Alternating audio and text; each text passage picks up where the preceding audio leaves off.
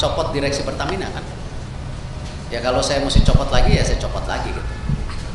Ya, tetapi penyelesaiannya itu kan tidak hanya saling menyalahkan.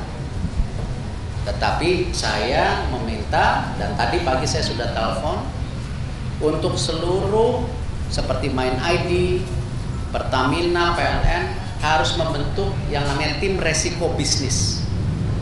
Ya, tidak hanya di keuangan tetapi di operasional secara menyeluruh. Karena ini ada aset vital nasional.